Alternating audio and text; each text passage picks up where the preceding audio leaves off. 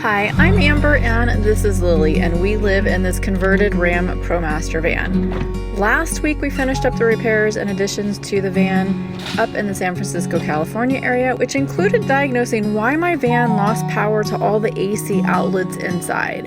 Then we headed to Southern California for a little R&R by the beach and soaked up some sun. Many times I get asked if I experience loneliness on the road or do I get tired of the solitude as a solo van lifer? Well, the answer is yes, I do. Sometimes I actually do feel very lonely, and sometimes I seek out the solitude and embrace the loneliness, especially as an introverted empath. I crave it at times. So in this video, you'll see what van life is like in those moments of loneliness, in the moments of solitude, and what do I do to create balance and community with others. Well, as if the last month of stress hasn't been enough, unfortunately, I wasn't done with van repairs and unexpectedly lost all my power again to the AC outlets in the van. Oh, and if you like what you're seeing, leave me a comment, consider subscribing and sharing this video with your friends and family. Lily and I would greatly appreciate it.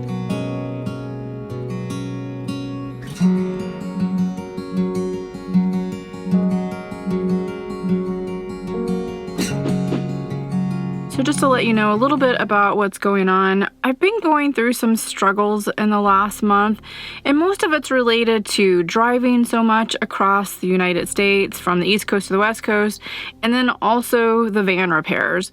So a lot of times when those things happen, when I'm driving too much and I'm not doing the things that I really love and sitting still a little bit longer, I start to get anxiety and I feel off, like I don't have a routine. And then also, when the van repairs happen, when things break in the van, this is your home and you feel a little bit displaced. And while I know that this may seem trivial to some people, and you may think, well, Amber, you chose this lifestyle, you just need to deal with it, and why do you get anxiety?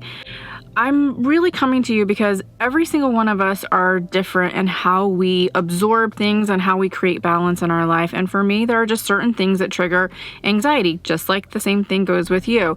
But what I want you to know is that in this nomadic life, you're still going to have some of those same triggers that you would if you were in a traditional sticks and bricks lifestyle. You're going to have those also in van life. You're going to have other challenges as well as it relates to being a nomad. This lifestyle is by no means rainbows and unicorns.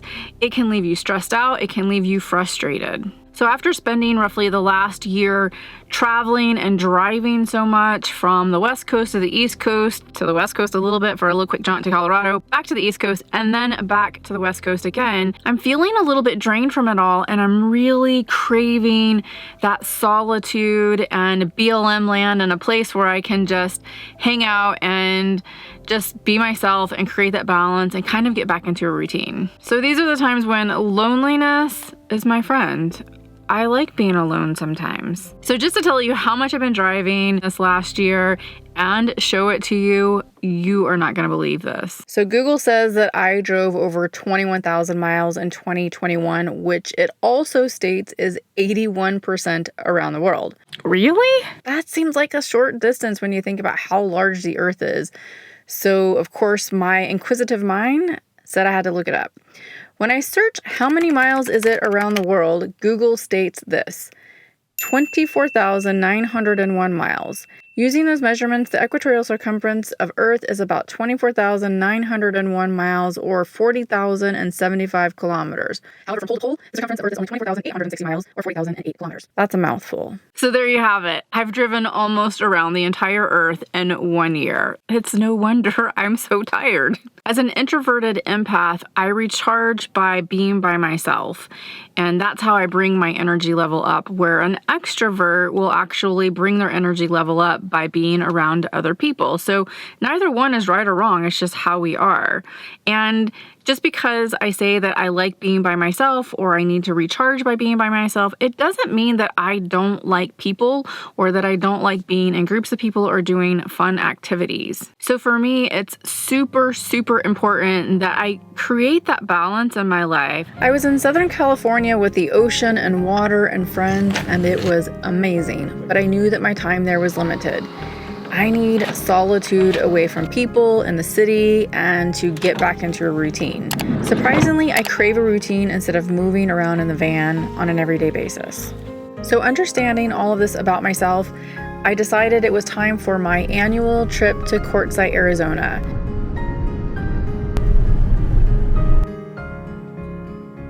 Come on, girl, let's go. Come on. Oh, what a drive, guys. We got here just in time before it got dark, and it still is just a little too dark, so we may have to move in the morning. Isn't that incredible? Look, you can even see the moon right up there. Lily, where you at, girl? It's dark. You ready to go inside? Get something to eat? Yeah. We're in Quartzsite, baby. There's really nothing special about the town of Quartzsite, but there's something special and amazing about the BLM land and mountains around that fill me up with so much energy. If you've never seen an Arizona sunrise or a sunset, add it to your list. It's breathtaking. There's nothing like waking up in the morning, looking outside to see what this isolated desert has to show me.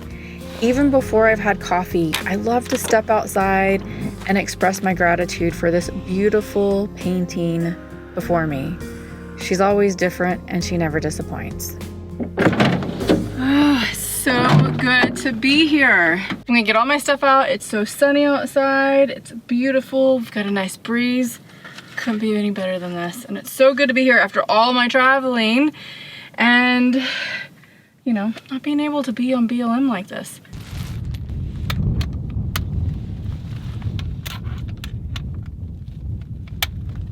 Feels really good to be out here. Well, here we go again.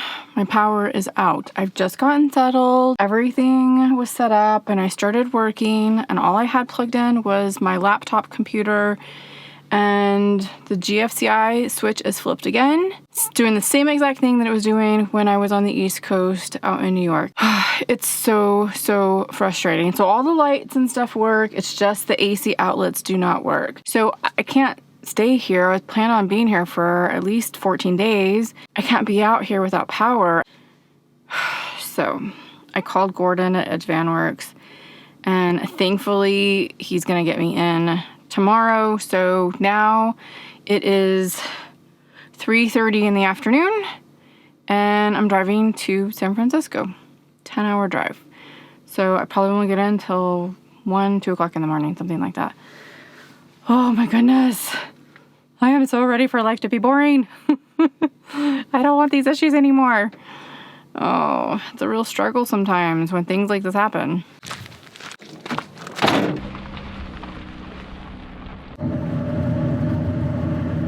$4.79 a gallon for a total of $96.10. We're here in California. Again, where gas is so expensive. Do you want a treat? I'll get you a treat. You hungry? Well, good morning there. I made it over here to the San Francisco area about 1:30 last night. We're here. I'm about to head over to Gordon's place and troubleshoot what's going on. So hopefully we can really get this fixed this time. So here's the deal.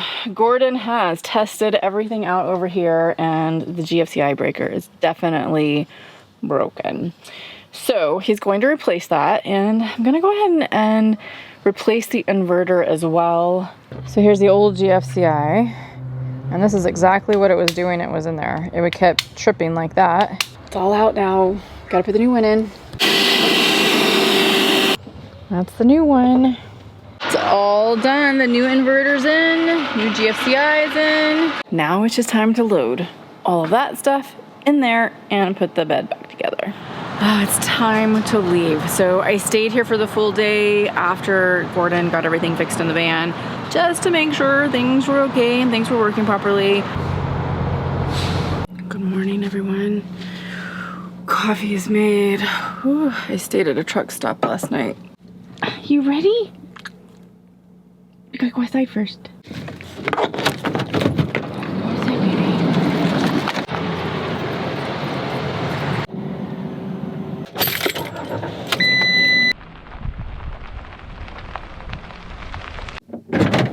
I feel like it's Groundhog Day. Here we are again. Hopefully things are fixed. Fingers crossed, guys. Fingers crossed. I'm gonna cross 2 and we don't have any more issues because this sucks. All right, let's get this stuff back out and get set up and relax.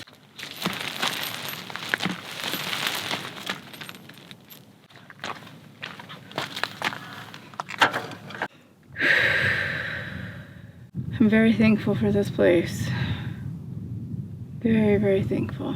That will be going in my gratitude journal.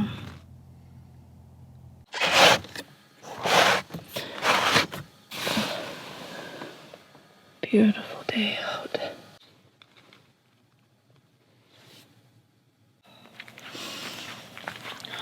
So good.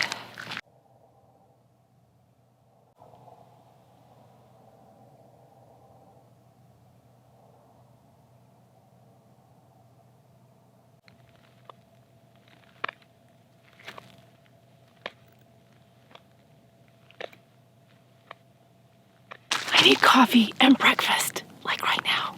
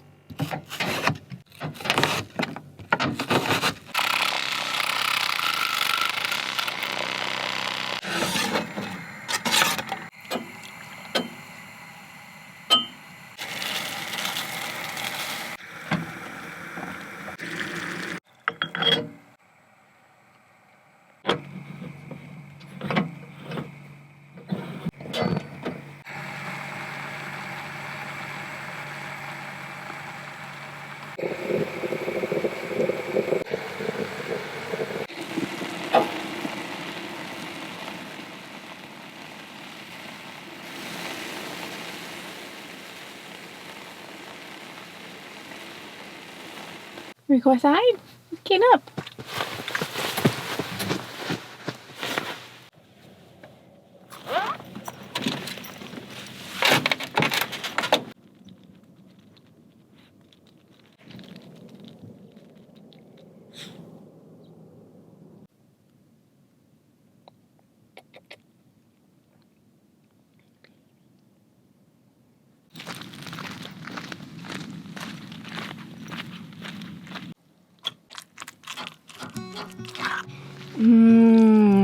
Oatmeal, apples, and bananas. Yum.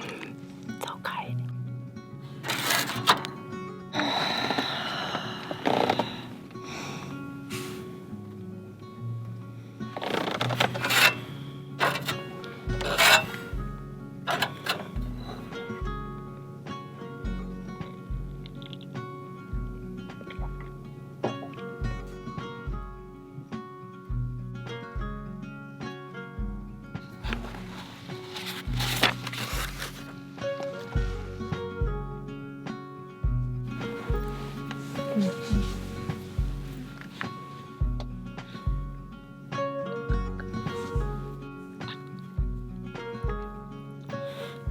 Something that I've discovered over the last really couple of years as I've been learning more about being an empath. And by the way, I didn't really understand fully what being an empath meant before. I just knew that I was somehow different, or I felt different, and I didn't know why my anxiety would get so high around other people's energies. And what I mean by that, if they were really sad and crying or angry, I felt chaotic on the inside. And so I'm having to learn how to not take on that into my own body and my own spirit. So for me, being an empath, it's super important that I create that balance for myself so that I can be the best version of myself throughout the day, throughout the week, throughout the month and the year.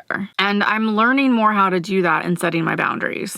It could be the simplicity of things like my morning practice of fixing my coffee, or sitting outside while I watch the sunrise and doing some yoga, or even a morning walk. The key is just sitting in one place for a while to bring some routine back into my life and find some balance again. So I want to read to you really quick something that I got out of this book called Thriving as an Empath. It's 365 Days of Self-Care for Sensitive People. And by the way, I used to think this word sensitive people was a dirty word, like you were somehow a weak person for being sensitive, because I think that's how it was portrayed to me when I was younger as a child by not only people that I knew, but by family members. As an adult and learning more about being an empath, I've learned that being a sensitive person doesn't mean that you're a weak person. It just means that you're sensitive to certain things. You're sensitive to environment. You're sensitive to feelings. You're sensitive to animals. There's all kinds of different sensitivities, but it's not a bad word. So if you're a sensitive person, don't you worry about it. You're just fine the way you are. Creating a daily routine can provide a safe container for your life. As a sensitive person, you may experience many emotions, thoughts, and inspirations during the course of a day. It is centering to have a stable environment. For instance, waking up at a certain hour, eating regular meals, and allotting time for work, play, exercise, and meditation each week provides a framework that doesn't have to feel constraining. On the other hand, if your schedule is chaotic or if you spend too much time either socializing or alone, this can cause inner turmoil and insecurity. Spend time journaling about a daily structure that feels good to you. So I really like that, and it really, really spoke to me because that's exactly what I'm feeling. I need a little bit more routine and structure. So here's the challenge for you. What is your favorite way to bring balance into your life and to bring your stress level down, to bring your anxiety down? What is that one thing that you go to when you want that to happen? Let me know below by leaving me a comment and letting me know what is that one thing that you go to when you want to bring your stress and anxiety down. And then here's the challenge. I encourage you to implement that at least 10 minutes a day. If 10 minutes seems too long, just do 5 minutes. But 5 to 10 minutes a day, do that in your life this week. And then let me know how it goes. At the end of the week, come back and comment again and let me know how you did and how you felt afterwards, because I promise you, even just sitting down and quieting your mind for 5 minutes, 10 minutes, whatever that looks like to you, will help you on a daily basis. Come on. Don't wait for me, honey. Don't wait. 'Cause I'm always heading your way. And I know exactly what I'm looking for. I had to take Lily back. It's just too thorny over here and too many rocks, and she just wasn't having it. Her paws are just too sensitive for that.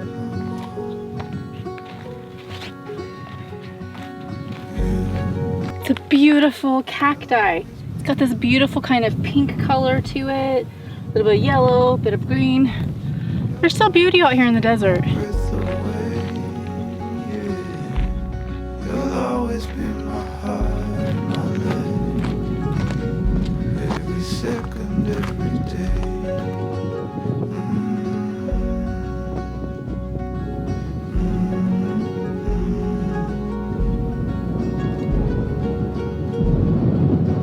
This is what I mean by this amazing BLM land out here. We've got the mountains around us, all this beautiful land. It just feels so good to my soul. What is that? It's some kind of a bug. Look at that tail on it. I don't want to mess with that thing. Don't wait for me, honey. Don't wait.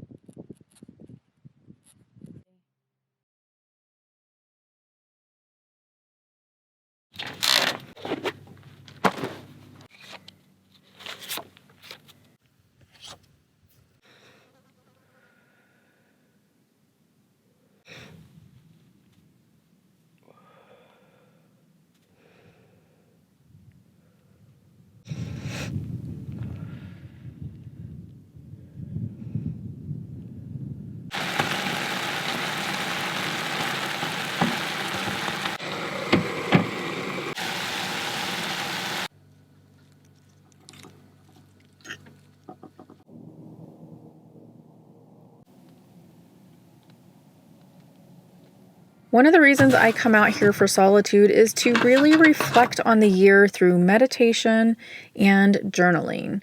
Then I'll set my intentions and goals professionally and personally for the new year. There's something about doing this without distractions and the noise of the cities and the people around that feels peaceful. It's like I can really think and hear my own thoughts in this quiet space.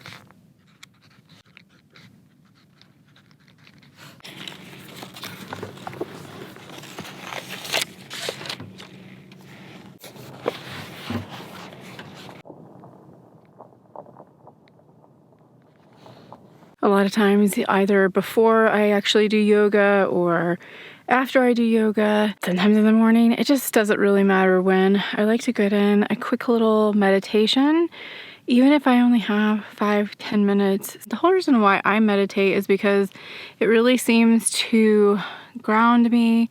It allows me to really kind of calm myself, especially if I have anxiety for some reason.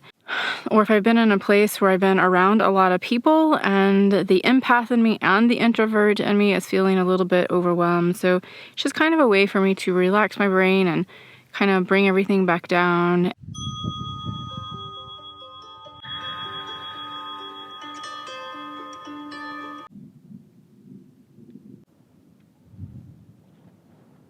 Here's my girl. Here's mama's girl. I love you, girl. You like it out here too? Do you like it? It's pretty, isn't it? Really?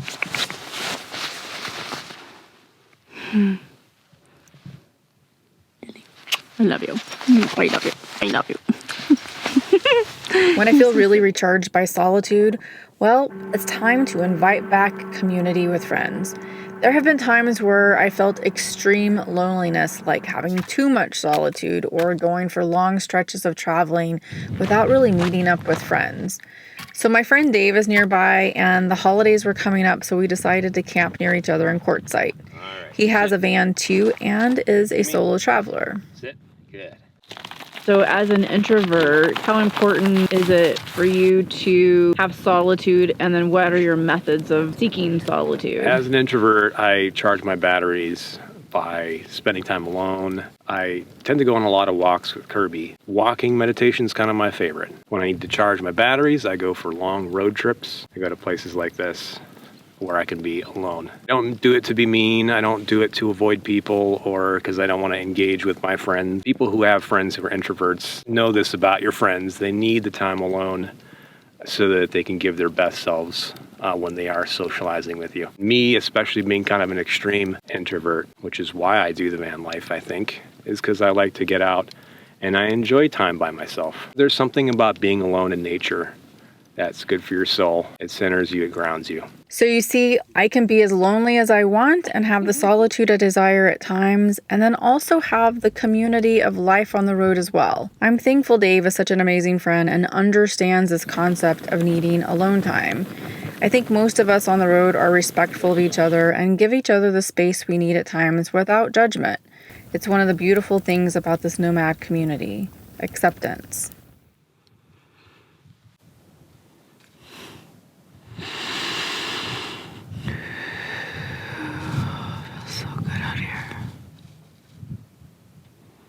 I'm loving it out here. It feels so, so good. I'm so glad I'm settled out here and enjoying this beautiful, beautiful, beautiful area. It's quiet. Except for the airplanes flying overhead right now. Whew, I tell you what, it has been so good to have this time here to recharge and experience some solitude and the simple things here in Quartzsite.